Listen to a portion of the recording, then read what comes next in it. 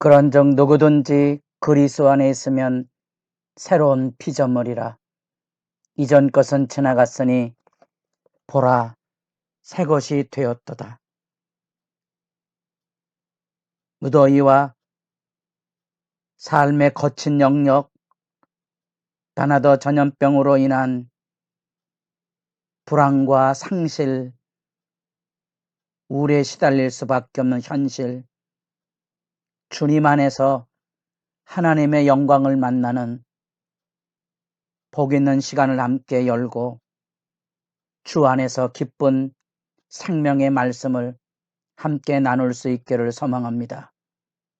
새벽을 깨우는 거룩한 기도자 여러분, 이 땅의 새벽이슬 같은 하나님의 은혜의 역사, 생명을 일구는 데 쓰임받는 거룩한 소원으로 여러분의 기도의 자리가 은혜 안에 복되기를 소망합니다. 오늘은 이사야 48장 1절로부터 11절까지의 말씀 보겠습니다. 이사야의 구원 역사의 회복과 소망의 46장부터 66장까지의 전반부 단락의 메시지가 우리가 지금 읽고 있는 이 부분입니다.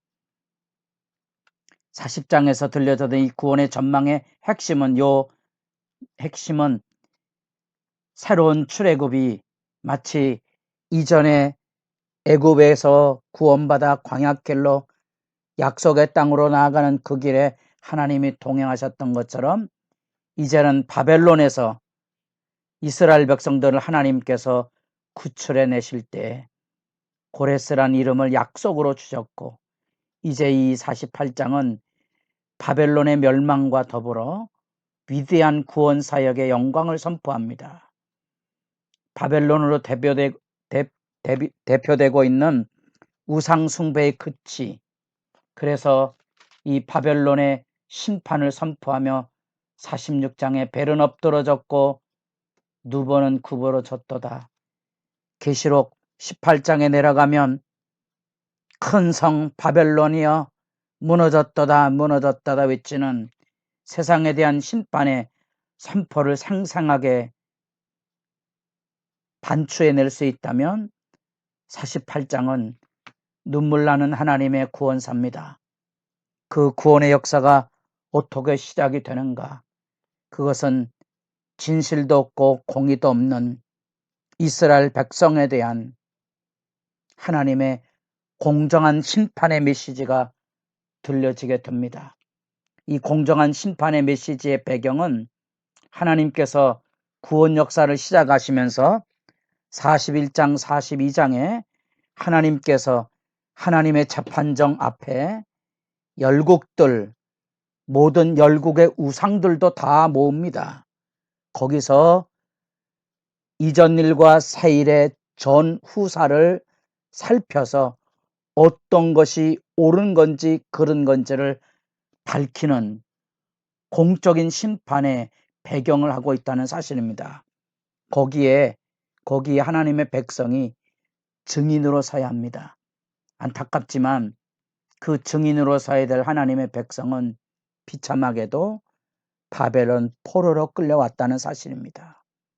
그 이후의 아픈 반추가 바로 이곳에 담겨져 있는 거죠. 여러분들이 이 구원의 이야기 40장부터 우리가 읽어가는 첫 번째 단락 48장까지의 내용 안에 하나님의 구원의 희망으로 가득 차 있지만, 곳곳에 바로 이런 이스라엘 백성들이 왜 무너져야만 됐는지, 왜 바벨론 포로로 끌려야만 됐는지에 대한 하나님의 안타까운 눈물과 호소와 책망과 아픔이 그곳에 배어 있다는 사실입니다.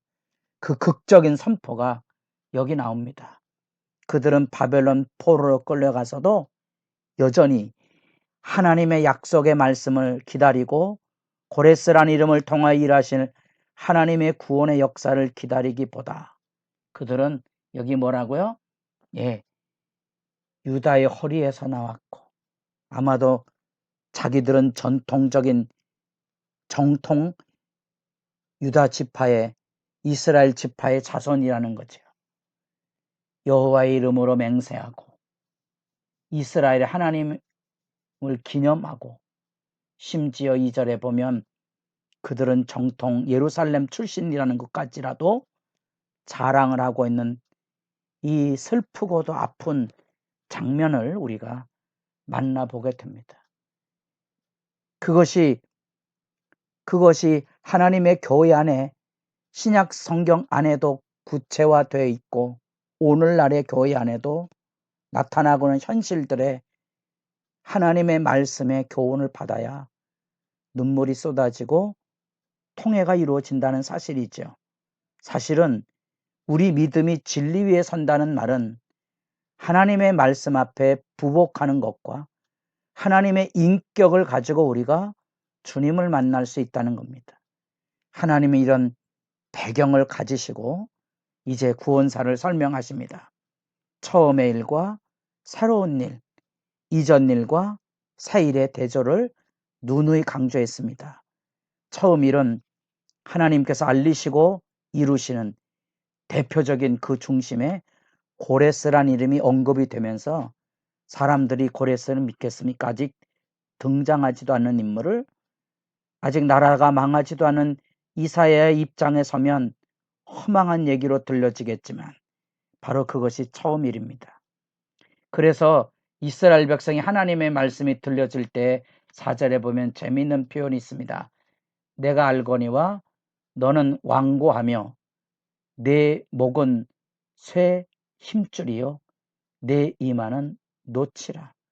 이 완악하고 강팍한 이스라엘 백성들이 왜 하나님의 말씀을 듣지 않았는지, 이 이전 일과 새 일이라는 이 대조 안에 이 포괄적인 이야기의 핵심은 고레스고요.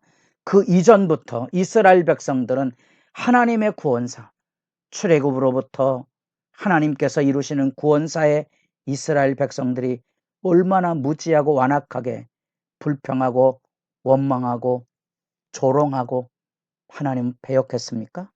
그런 과거 일과 현재 일을 함께 대조할 뿐만 아니라 아브라함을 통하여서 이루시는 공의와 법도를 이루시고 했던 하나님의 뜻을 그들은 끝내 잃어버리고 포로로 끌려왔던 아픈 이야기들, 그리고 애굽에서 구원해낸 하나님의 구원의 영광도 제대로 알지 못하고 서 있는 답답함의 그 모든 일들을 포괄적으로 선포하고 있다면, 이제 새로운 일은 요즘 우리 시대 말에 희귀한 말이 이제 신문 사회면에 종종 등장합니다. 뭐 듣보잡이란 말을 들어보셨습니까? 듣도 보도 못한 사건으로 새로운 일, 다시 말하면 이제는 고레스를 통하여 이루시는 위대한 하나님의 새 일이 나타나고 있다는 겁니다. 그것은 고레스는 하나님이 세운 이방 왕이고, 우리가 하나님의 말씀을 살펴볼 때에 그 말씀 앞에 이 고레스란 이름은 전면에 나타나는 얘기고요. 이 위대한 역사의 사건 속에서 배후에 일어날 일은, 이제 구체적으로 하나님이 하시는 일은 여호와의 종으로 이루시는 하나님의 구원 역사의 신비로움입니다. 이 신비로운 일들은 하나님께서 이스라엘 백성 일깨우시며 하시는 일이, 너희들은 지금도 알지 못하고 깨닫지 못한 그 놀라운 일을 하나님께서 하실 것에 대한 확신을 들려주고 있는 거지요.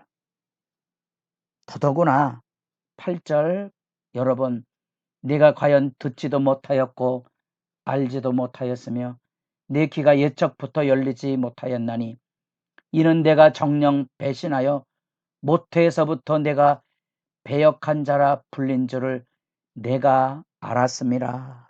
이제 눈물 나는 얘기죠. 하나님은 이스라엘 백성을 모태에서부터 안으시고 업으시고 보살펴서 구원의 길로 이끌었지만, 이스라엘 백성들은 하나님을 배역하고 마음이 강팍해서 주님의 말씀을 듣지 않았지만, 9절 잊지 마십시오. 9절, 내 이름을 위하여, 내 이름을 위하여. 11절, 나는 나를 위하여 이룰 것이라. 나를 위하여.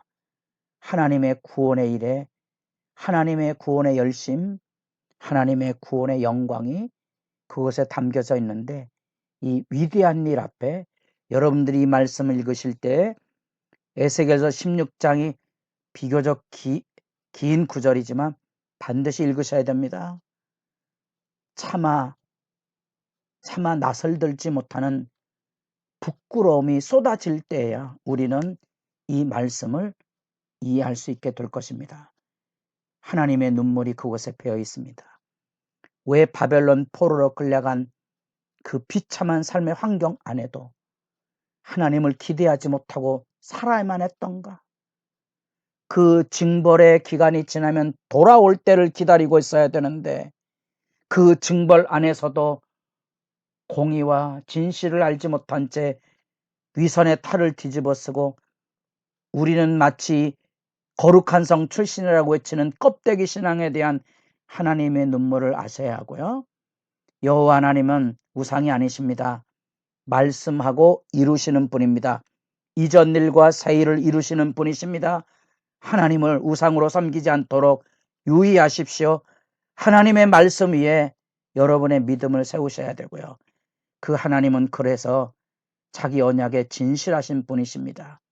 알파와 오마이가 되어서서 자기 백성을 결코 내버리지 않으실 겁니다. 그러니 돌아올 거라는 거죠. 이사야 6장의 밤나무, 상소리나무가 배임을 당하여도 그 그루터기가 남아있을 것인데 그 그루터기, 그 남은 자들을 통하여 새로운 구원사가 시작이 될 것입니다. 가슴이 뛰는 설레임을 가지고 하나님이 일하시는 구원의 열심, 구원의 영광에 여러분도 참여하는 기도자가 되시기를 바랄 뿐입니다.